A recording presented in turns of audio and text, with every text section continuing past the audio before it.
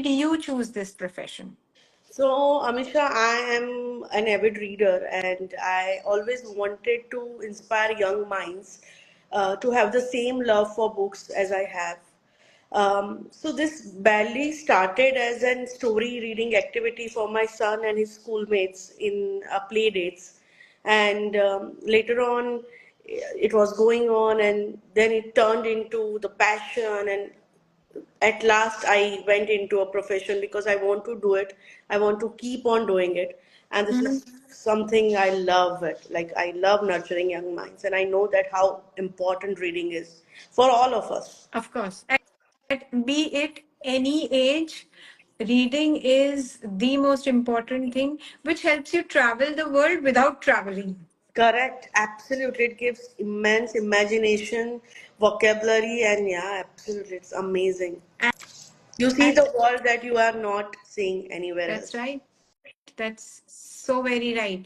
So, I have already introduced you. मैंने छोटा सा brief दे दिया है. So, anything else you want to add to it? Uh, what do you do apart from workshops or apart from storytelling? How do you add flavor to your profession? So, I'm a founder of a Little Zuzu Time. That is what my company's name is. Mm-hmm. And what I do in that particular brand is that I do a storytelling session, which is majorly for emotional development for the toddler and preschoolers. Apart from that, I believe that all the subjects that we learn in the school could be taught in a fun, different way without books, without writing it down. So I do lots of workshops, which is like fun with maths. Let's learn experimenting with science, and I make sure that children are enjoying that activity rather than feeling a burden of studying it. And through fun activities, they learn a lot and they take back a lot at home. You mean you imbibe science concepts in a story format? Is it? No, Or it not is a story. pure science concept? Yeah, Concept. so concept, but I teach them through, let's say, I'll give you an example. So I just recently did a workshop fun with maths. So I Hmm. wanted to teach my kids. The age group was 3 to 5, a basic counting. So what I did, one, take them up, take them round, take them all around. Together they become two. So they are learning 1 plus 1 is 2. That's how I built along. Then there All will be a right. sensory play and all those things. And of course, how can we forget music? Any story without voice modulation and music is just incomplete. That's true, that's true. Voice modulation is The something most you must. important thing. The Yeah, yeah, most. yeah, yeah. So, tell me, Ranjita, which is, as we all know, that there are various kind of storytelling types, like shadow storytelling, puppet storytelling. Which is your favorite style? So there are 10 to 12 type of storytelling that you can do. Oral storytelling, visual, interactive, Correct. mythological. So I generally like an oral story or a personal storytelling. Then Dadima's tales, which we used to listen throughout our childhood, and mythological tales. So I'm currently designing a workshop which will be designed for 10 to 15-year age group, and that will be on mythological basis. So Oh, epic great. Great. tales. Yeah. So, I'm curious to know how do you introduce characters in mythological stories, because they Panchtantram can we can relate because they are birds and animals and children are aware about birds and animals.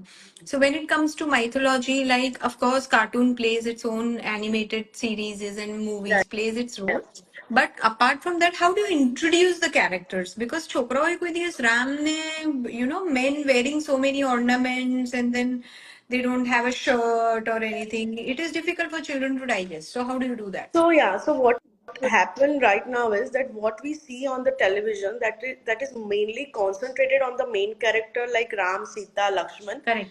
So what I do, they already know a little bit about it through parents, through TV, through Dadima and Dadaji.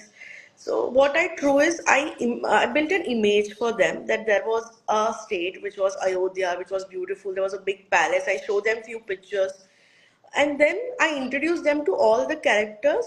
For example, Ram, Bharat, Lakshman, Shatrughna. Hmm. So everybody know about Ram, Lakshman, and Bharat, but nobody knows about Shatrughna, Shatrugna. Right. right?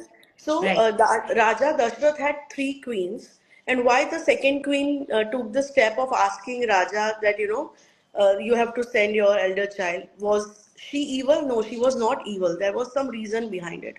Correct. Same goes with Mahabharat. Why Shakuni have always been evil in our eyes. That Hmm. he Hmm. cultivate everything, but that is not true. He also had something in past which happened with his sister Gandhari and related to his father. That's why he built the entire thing on it.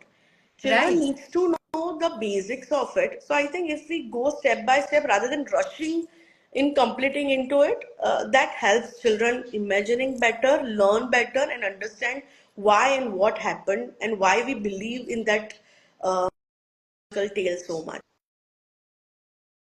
I've lost her. Just a moment. I can see you. Yeah, yeah, yeah. Yeah. Please go. Okay. Yeah. So that is that. So that is how I design my workshop rather than How just how concentrating. how long are they, Rujata? 2 days, one day, No, no. 3 days. So it's spread across the month. It Wow. can be 4 Saturdays, 4 Fridays, or that sort of thing. Very nice. Very nice. And I also feel with stories we can relate our children to the roots of our culture. Like Diwali માં લાડવા ખાવાના. है ना? કેમ દીવો So, કરીએ છે? Why ah, it is right, important? right. Do you slowly and gradually? I'm sorry, I'm going a little off the track, Yeah. but I also love storytelling, so I'm very excited to discuss this. So, do you see this that slowly and gradually Diwali does not have no more has laddus and other traditional sweets, and they have been replaced with cookies Healthy and meals, healthy bites. There has been yes.